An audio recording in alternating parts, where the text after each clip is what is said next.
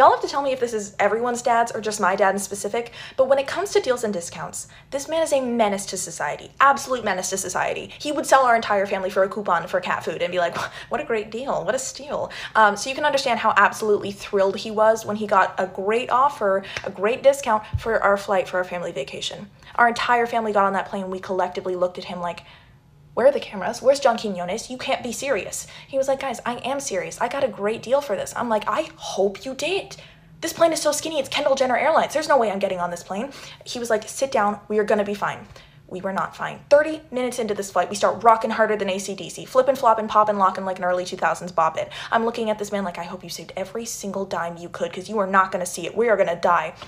Then, all of a sudden, the pilot comes on the intercom and goes, we would like to congratulate Flight Attendant Erica on her last day with our airlines before she attends law school this fall. At this point, I'm like, of course it is Flight Attendant Erica's last day with Shack in the Sky Airlines because that's what's going to be in the headlines when we go down. Promising young flight attendant dies before she can ever attend law school. That, I could see the headline right in front of me, right? So I start praying to every single god that's ever existed, thinking whoever gets back to my voicemail first is the one I start believing in Monday. Then all of a sudden, the turbulence clears and we are smooth sailing. I'm going, thank God.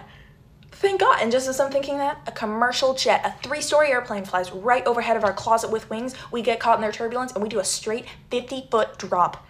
When I tell you I was contemplating my life, that entire 45 minutes is what it felt like. By the time we stopped dropping, my mom had put my dad on marital probation.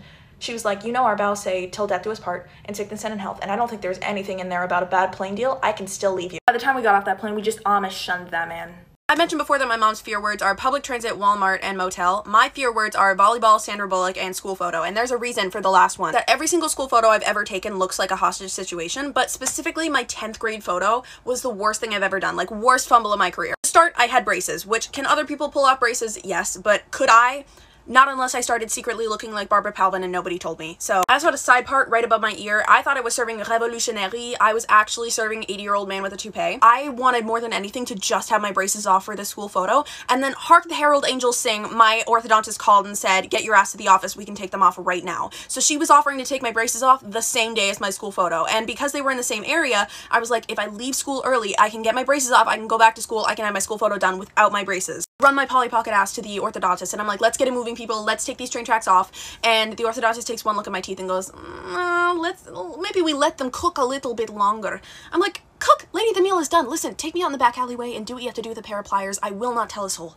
And she's like, no, come back next month and we take them off. Now I'm distraught. I'm like, lady, did you just sit around a round table this morning and ask your colleagues what could be my last straw? Because you were right. So I left the orthodontist's office. I'm bawling my eyes out. My eyes are bright red. I look zooted. Also, the night before I'd slept in braids because I thought it was going to curl my hair, but it crimped it instead. I was also wearing like a collared shirt and an Abercrombie tight knit sweater, which you'd think would be cute, but not the way I wore it. So I looked like I got run over 14 times. And on top of that, I got to speed walk back to school and make it back for school photos. And I make it back in time. Turns out I missed school photos. I'm like, blessing in disguise. I'm not going to take a photo looking like this, right? I'll do redos. Redos will be like in another week or something, right? Maybe if you were another person who wasn't me, because then my principal comes on the intercom the second I get back to school and goes, anyone who missed their school photos this morning, please come down and do it this afternoon in the atrium.